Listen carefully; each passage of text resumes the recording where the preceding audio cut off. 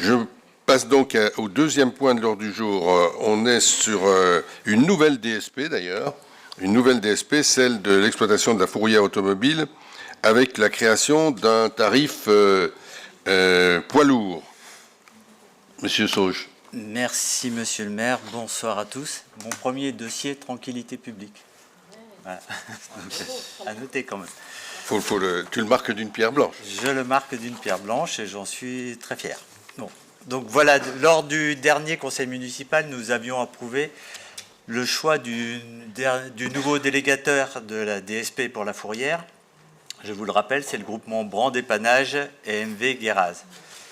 La police municipale n'était pas équipée d'un véhicule permettant l'enlèvement des poids lourds. Seuls les tarifs concernant les véhicules légers et les deux roues sont donc existants à ce jour. Notre prestataire, dans le cadre de la DSP, aura l'obligation d'enlever tout type de véhicule, donc les véhicules poids lourds que nous ne faisions pas à l'heure actuelle. Il convient donc de créer avant le 1er janvier 2024 un tarif PL afin que le délégataire puisse procéder aux enlèvements nécessaires. Pour rappel, ces tarifs sont encadrés par l'arrêté du 3 août 2024 qui fixe les tarifs maximum applicables que vous retrouvez dans le tableau qui vous a été fixé avec le projet de délégation.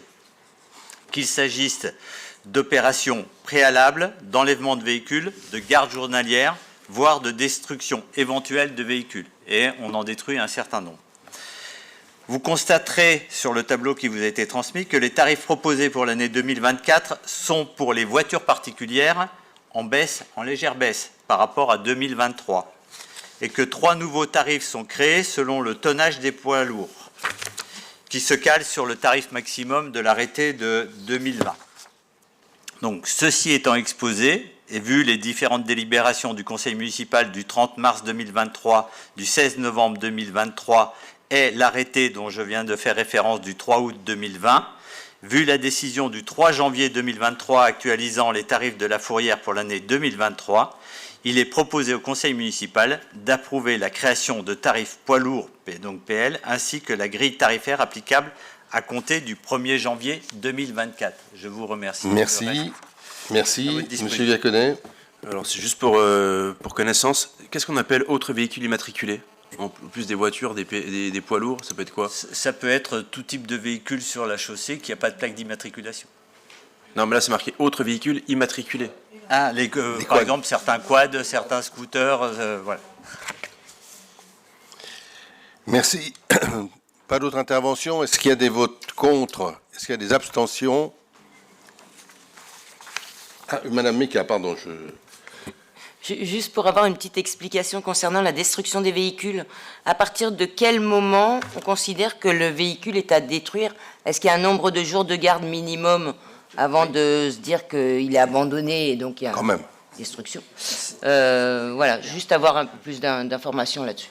Il me semble que c'est 41. Il me semble aussi. Mais... Oui, il me semble, mais sans l'affirmer à 100%, mais il me semble que c'est 41 jours. D'où l'importance d'avoir une traçabilité, c'est que c'est 41 jours à partir d'une date effective d'enlèvement du véhicule et de signification qu'il a été marqué. Voilà.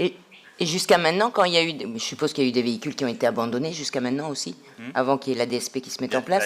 On en ramasse régulièrement. Est-ce que vous arrivez à récupérer, on va dire,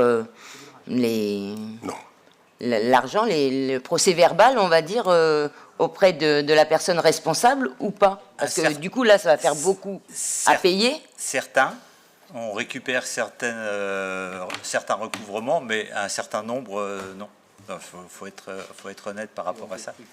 Par contre, on détruit, et là j'ai le chiffre à l'heure actuelle, le dernier chiffre, je n'ai pas encore le mois de décembre, mais on est à plus de 300 véhicules pour l'année 2023, plus de 300 véhicules qui ont été détruits par rapport au nombre que nous avons ramassés. C'est-à-dire, pas la moitié, mais un peu 40% des véhicules qu'on est amené à ramasser par la fourrière municipale à l'heure actuelle, ce qui est un chiffre, normalement, dans le cadre de la DSP, sera supérieur à celui que nous avons pu faire cette année. Donc nous sommes à peu près à 40% de destruction. Ça fait quel coût pour la collectivité? Ce n'est pas un coût pour la collectivité, parce que il y a, on les vend. C'est le délégataire qui... Non, mais 2023.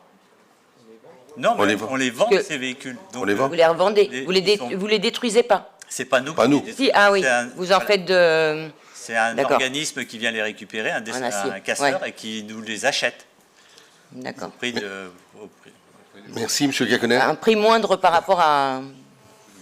Ouais. Moi, j'ai une question parce qu'on est souvent sollicité et j'avoue que c'est parfois très compliqué. Donc, on a bien compris, la fourrière intervient sur le domaine public et on a énormément de citoyens qui se plaignent de voitures ventouses sur des parkings Privé. privés, parfois semi-privés, publics pour par exemple les Narcisses, pour ne citer que ce parking qui est un peu à mi-chemin entre le privé et le public, mais c'est vraiment pas en plus pour lui que je pense.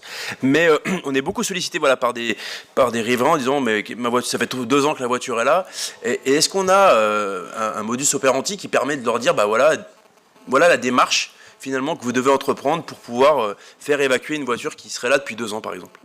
La copropriété doit se retourner vers la police nationale, donc va demander et la police nationale peut éventuellement mandater un privé, peut éventuellement aussi nous solliciter pour l'enlever, mais tant que la police nationale n'a pas traité le dossier, on n'a pas le droit d'aller le retirer sur le domaine.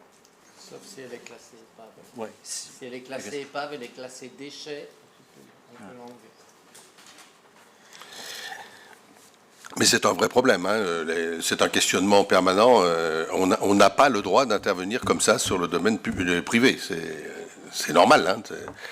Hein. Donc il y a tout ce cheminement qui est nécessaire. Je voudrais vous donner un chiffre parce qu'on dit quelquefois que notre police municipale ne met pas de contravention.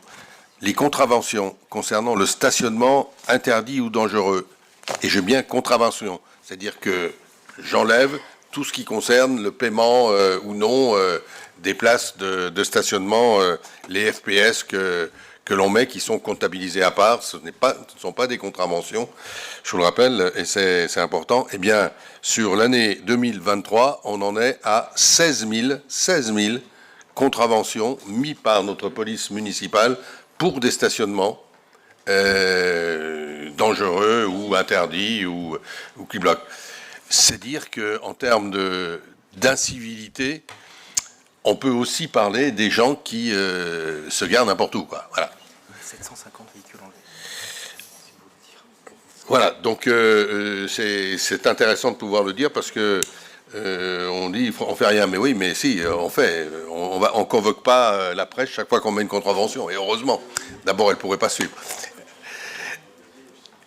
Mais retenez bien ce chiffre, moi il m'a marqué, c'est pour ça que je vous le cite, hein, 16 000, c'est quand même pas mal. C'est même beaucoup. Est-ce qu'il y a plus d'interventions? Donc est-ce qu'il y a des votes contre? Est-ce qu'il y a des abstentions? Merci.